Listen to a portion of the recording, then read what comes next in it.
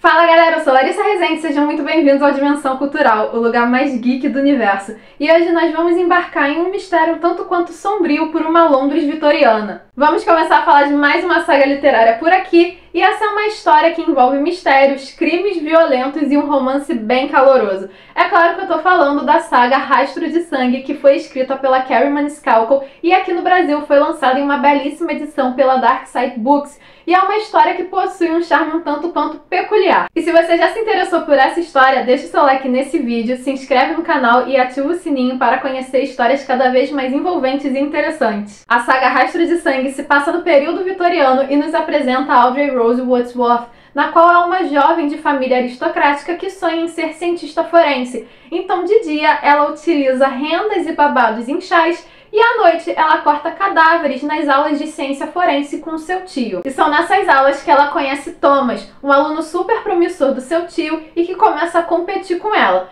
E óbvio que eles vão se envolver amorosamente. Isso tudo enquanto eles tentam desvendar os assassinatos de Jack o Estripador. Eu confesso que o que me chamou a atenção nessa saga foi o crime. Eu curto muito histórias policiais e achei a premissa da saga bem interessante. Inicialmente eu não curti muito a ideia do romance, porque eu não gosto muito de romances vitorianos. Eu particularmente acho dramalhão demais, meloso demais, até por conta do ultraconservadorismo da época. Então assim, eu cheguei nessa história pelo crime, mas eu acabei ficando pelo romance, que é uma coisa muito boa. Até porque é uma história que rompe com os padrões da época. Obviamente, de dia, eles precisam ser super respeitosos, a Audrey se preocupa com a sua reputação, mas à noite, no meio dos becos de Londres, enquanto caçam um assassino frio e cruel, ali nós temos um slow burn que nos conquista e que vale super a pena. Até porque o Thomas é um personagem sarcástico e muito abusado, que de vez em quando fala coisas assim inapropriadas para a época, inapropriadas para se dizer a uma dama, e isso acaba deixando a Audrey Rose completamente sem graça e irritada. Eu curto muito esse clima entre os personagens. E é um romance com clima sombrio, então dá super pra aceitar ser na era vitoriana, até por conta das referências em relação à época. O Thomas, ele tem habilidades dedutivas sherlockianas, enquanto a Audrey, ela possui uma exímia perícia em relação à ciência forense. É um baita time. E nesse contexto da protagonista não se encaixar, nós temos a questão familiar. Obviamente a sua família não aceita, não curte a ideia da jovem estudar ciência forense, com exceção do seu tio, mas ela segue o seu sonho da mesma forma. Isso faz com que o livro nos entregue uma protagonista extremamente forte, independente e à frente do seu tempo. Ela não liga para chás, ela se veste de homem para poder estudar. Definitivamente é uma personagem assim com muito mais camadas do que a gente vê no início. Obviamente, enquanto uma mulher da época, ela se preocupa com a sua reputação, ela deseja um casamento, mas não é a sua prioridade. A sua prioridade é seguir o seu sonho, seguir a sua carreira dos sonhos e não depender de marido algum. Além disso, eles não têm muito o que falar porque a família é toda errada. O pai é viciado em ópio, o irmão é um mauricinho que não sabe o que fazer da vida. Então, assim, a única pessoa sensata mesmo é a própria Audrey Rose.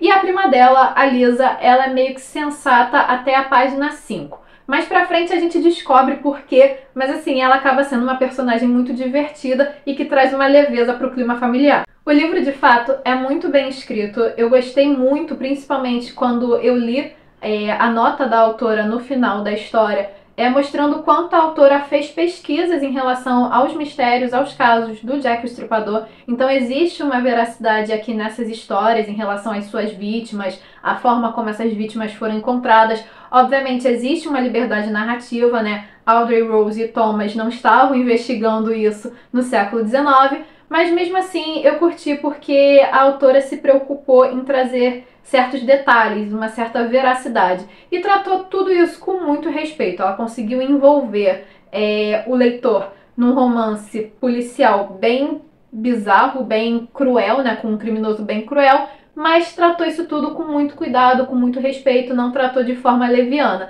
Além, obviamente, de trazer um conflito muito legal entre o emocional e o racional. Afinal de contas, nós temos uma protagonista que é extremamente racional, mas quando ela começa a se ver envolvida com o Thomas, quando ela começa a ver a crueldade do assassino, questões emocionais vêm à tona, né? Ela começa, assim, a ter a noção que ela precisa separar o crime da vítima, né? Que aquele momento, né, a vítima, ela naquele momento ela é só uma vítima e ela não pode mais ficar pensando em qual era a vida que aquela vítima tinha enquanto estava viva, né, antes de ser assassinada, porque isso acaba afetando as suas análises, o seu pensamento crítico, a sua noção de investigação ali. Então acaba sendo também um debate bem interessante. Eu acho que o principal debate dessa saga, né, ao longo da saga, ela vai ser justamente a questão do racional e do emocional. E uma outra coisa que me chamou a atenção nessa saga é o fato dela ser escrita em primeira pessoa, que é algo extremamente ok, é um tipo de escrita bem comum, só que eu não estou acostumada a ler histórias em primeira pessoa, então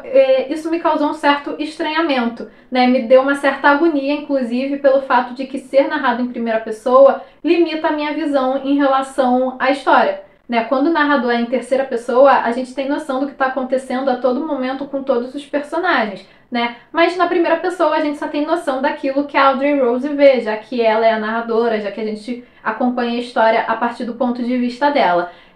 Foi um estranhamento inicial, mas que depois eu fui analisando melhor e eu achei muito legal, porque narrar em primeira pessoa uma história policial faz com que isso limite completamente a visão do leitor em relação a esse mistério, o que torna esse caso policial muito mais instigante e até mesmo ameaçador.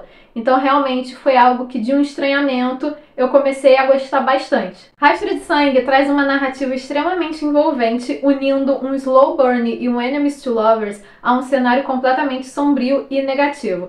Além disso, foi muito bem escrito, com todo o cuidado para trazer veracidade em relação aos crimes citados na narrativa e, consequentemente, acaba fazendo com que a gente retorne à era vitoriana, além de algumas referências à literatura da época, como é o caso das referências a Sherlock Holmes. Traz uma protagonista forte, independente e à frente do seu tempo e uma história, um romance que se encaixa na história. Não é nem um pouco forçado. O livro tem espaço tanto para a história de amor quanto para o mistério policial. Além disso, no final, o livro nos faz questionar o limite das nossas ações diante daqueles que amamos, pois em determinados momentos a nossa moral se desfaz em relação ao sofrimento que passamos, até porque alguns ferimentos acabam sendo irreparáveis. Agora me contem se vocês já conheciam a saga Rastro de Sangue, já chegaram a ler, se não ficaram curiosos para conhecer um pouco mais dessa história, gostam de um Enemies to Lovers. Deixe a opinião de vocês aqui nos comentários e não se esqueça de curtir esse vídeo e de se inscrever no canal para continuar acompanhando as nossas aventuras e os nossos mistérios.